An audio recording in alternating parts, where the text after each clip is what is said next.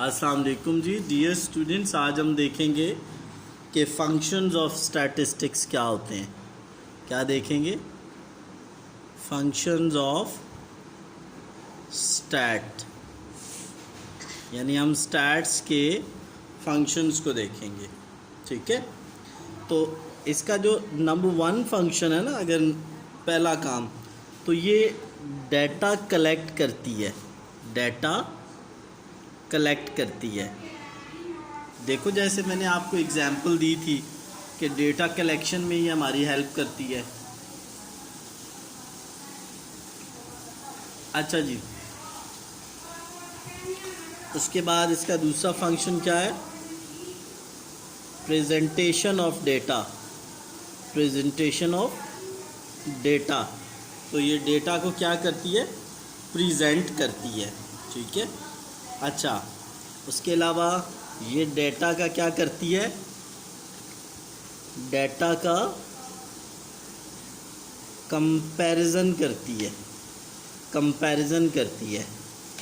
उसके अलावा ये हमारी हेल्प करती है इन प्रेडिक्शंस।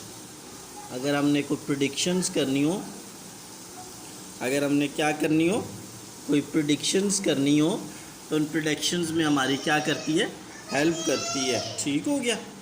तो ये मैंने आपसे कुछ डिस्कस किए हैं फंक्शंस ऑफ स्टैटिस्टिक्स। क्या डिस्कस किए हैं? Functions of statistics.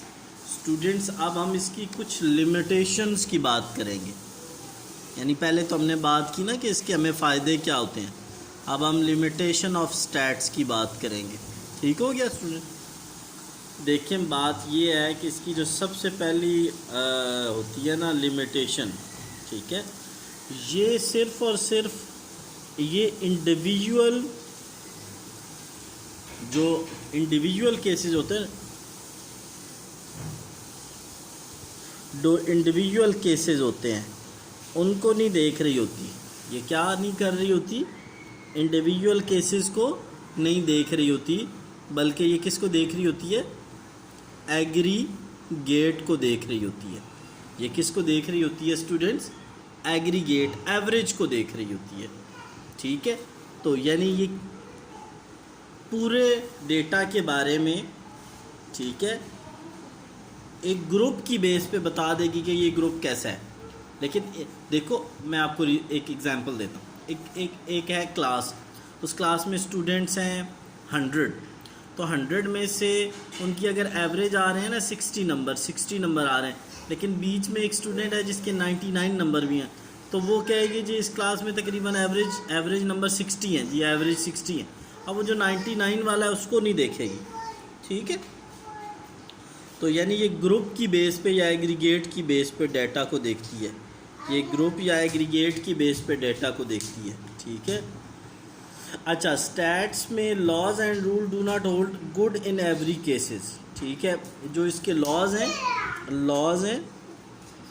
And rules not good in all cases, यानी इसके जो लॉज एंड रूल्स हैं वो हर केस में बहुत अच्छा रिज़ल्ट प्रोड्यूस नहीं करते। ठीक है। उसके अलावा इसकी जो नई एक और लिमिटेशन है कि इसके अंदर आपको एक्सपर्टीज़ चाहिए होती हैं। एक्सपर्टीज़ एंड एक्सपीरियंस चाहिए होता है, यानी जो एक्सपर्ट और एक्सपीरियंस बंदा होएगा वही इसको कर पाएगा। ठीक है।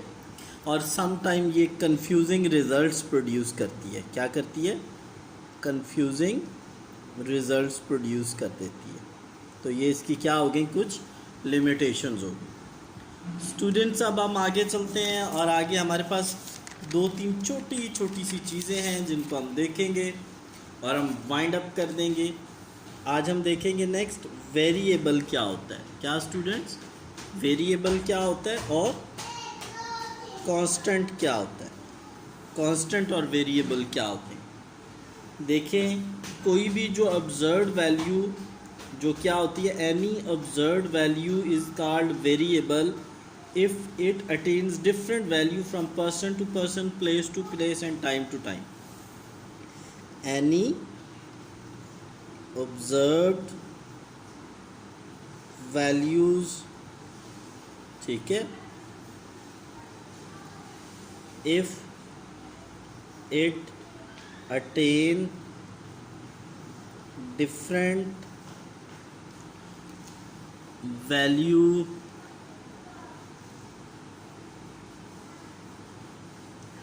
From person to person, place to place. यार हर वो ऑब्जर्व्ड वैल्यू जिसकी जो डिफरेंट आती है, जो डिफरेंट वैल्यू अटेन करती है पर्सन टू पर्सन और प्लेस टू प्लेस। इसका क्या मतलब है यार? देखो, मैं एक ऑब्जर्व्ड वैल्यू की बात करता हूँ जिसका नाम है इसका नाम है डिस्टेंस। हम एक वैल्यू की बात करते हैं जिसका नाम है डिस्टेंस। अब लाहौर से इस्लामाबाद का डिस्टेंस डिफरेंट, लाहौर से कराची का डिफरेंस डिफरेंट, लाहौर से मुल्तान का डिस्टेंस डिफरेंट। हर दफ़ा देखो ना, प्लेस चेंज हुई तो डिस्टेंस डिफरेंट हो गया। यानी एनी ऑब्जर्व्ड वैल्यू की बजाय आप कैरेक्टरिस्टिक्स लगा दो, एनी ऑब्जर्व कैरेक्टरिस्टिक विच obtain different value every time, ठीक है। यानी जब वैल्यू डिफरेंट होगी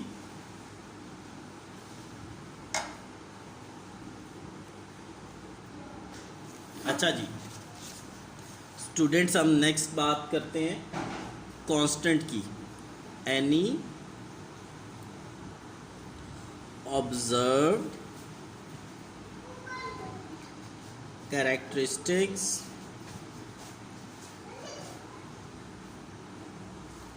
whose value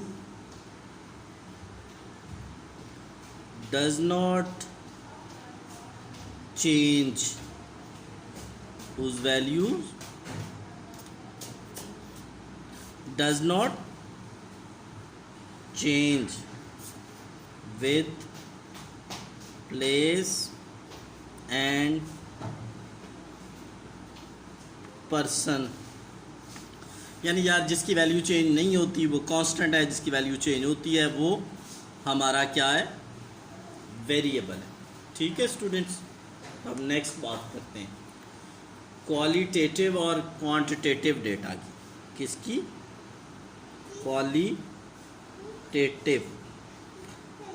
यार देखो बात ये है कि ये जो क्वालिटेटिव है ना, क्वालिटी से निकला है, तो जो किसी की क्वालिटीज़ के बारे में बताएगा ना डेटा, वो क्वालिटेटिव डेटा होगा।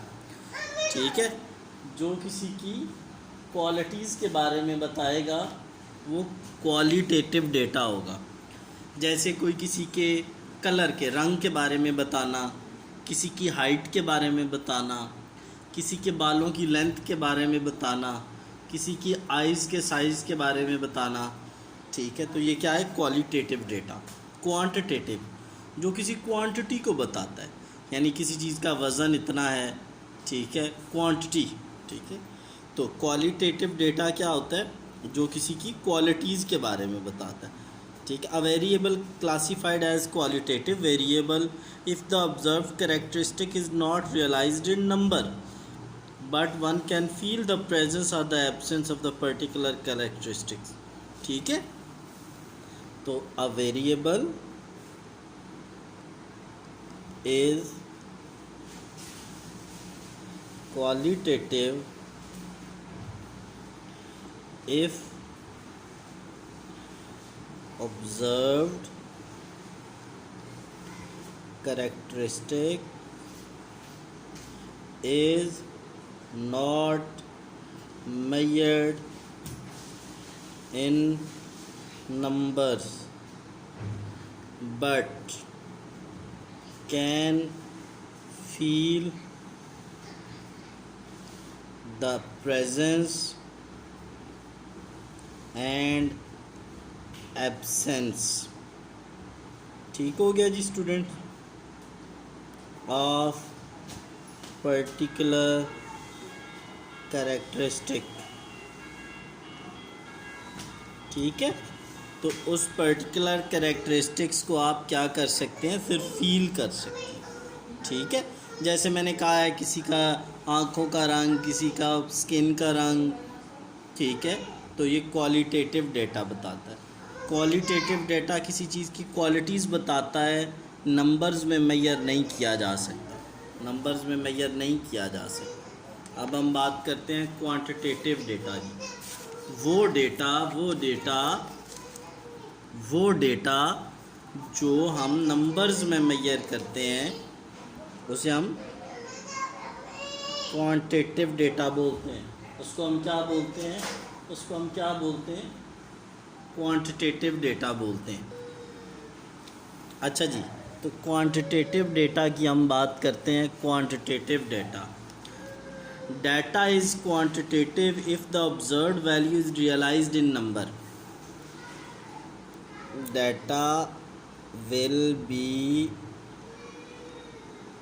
quantitative if observed characteristic can be measured in number। अगर किसी चीज़ को हम नंबर में मेजर करेंगे तो वो क्या होगा, क्वांटिटेटिव डेटा। अब क्वांटिटेटिव डेटा दो तरह का होता है। एक होता है डिस्क्रीट और एक होता है कॉन्टीन्यूअस। ठीक है, एक होता है डिस्क्रीट डेटा और एक होता है कॉन्टीन्यूअस डेटा। डिस्क्रीट डेटा क्या होता है, जो डेटा पॉइंट्स में नहीं होता वो डिस्क्रीट डेटा होता है। पॉइंट में ना होने का मतलब है कि जो डेटा फाइनाइट होता है, फाइनाइट होता है मुकम्मल नंबर, फाइनाइट होता है मुकम्मल नंबर। और जो डेटा इनफाइनाइट होता है, ठीक है, जो इनफिनिट डेटा होता है, जो फाइनाइट और इनफिनिट, ठीक है। इनफिनिट क्या होता है, ठीक है, मैं आपको दोनों की एग्जांपल देता हूँ। जो फाइनाइट या फिनिट डेटा होता है वो एक मुकम्मल नंबर होता है, ठीक है, और इनफिनिट डेटा वो डेटा होता है जो मुकम्मल नंबर नहीं होता। जैसे इसकी मैं आपको एग्जांपल देता हूँ, ठीक है।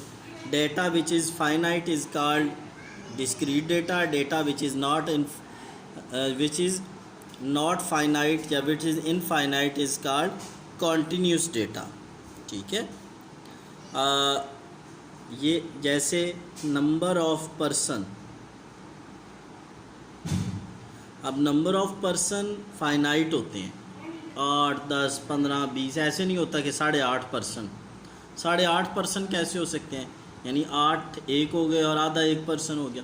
तो जब भी ये होंगे तो ये मुकम्मल डेटा होगा। मुकम्मल से मुराद है कि मुकम्मल नंबर होगा।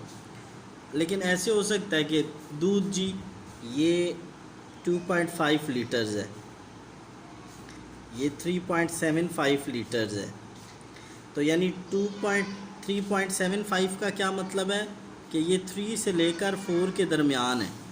जब दो नंबर के दरमियान कोई डेटा होगा ना, दो नंबरों के दरमियान कोई डेटा होगा तो उसे हम क्या बोलते हैं, दो नंबरों के दरमियान जब कोई डेटा होता है तो उसे हम बोलते हैं फाइनाइट, इनफाइनाइट डेटा।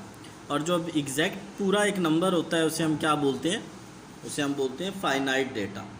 ठीक है, अच्छा जी, उसके अलावा इस चैप्टर में कोई ऐसी चीज़ नहीं है जो करने वाली हो हमारे। ठीक है, तो रिमेनिंग इंशाल्लाह हाँ एक चीज़ और देखी जा सकती है इसमें, प्राइमरी और सेकेंडरी डेटा। प्राइमरी और secondary data. Primary data, primary data वो डेटा होता है जो बिल्कुल रॉ होता है, जिसको हम खुद कलेक्ट करते हैं। Any collected data by researcher or by any representative of researcher. Any fresh data वह कह लो, any fresh data collected by researcher, by researcher, ठीक है। वो डेटा जो हम पहली दफ़ा खुद कलेक्ट करते हैं, मैंने जैसे आपको कहा है हमारे स्कूल में मैथ में बच्चों के कितने नंबर आए हैं, तो इसका डेटा हम खुद कलेक्ट करेंगे ना, और कौन करेगा। तो ये क्या होगा हमारा प्राइमरी डेटा। और if data is collected from any other source, ठीक है, from any other source from the जो ऑलरेडी एग्जिस्ट करता हो डेटा, उसको जब हम कलेक्ट करते हैं तो उसको हम बोलते हैं सेकेंडरी डेटा। उसे हम क्या बोलते हैं, सेकेंडरी डेटा। ये इसके बारे में बताता हूँ। If data is not collected by researcher or his representative but obtained from someone else records or publication that already exist, ठीक है। if data not collected by researcher but already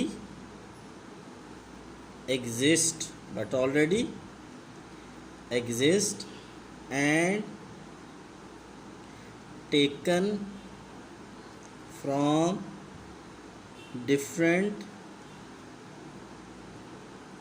books, publications and newspapers। यार जो data already exist करता है उसको आपने इकट्ठा किया, वो आपका क्या है, secondary data. Thanks for watching.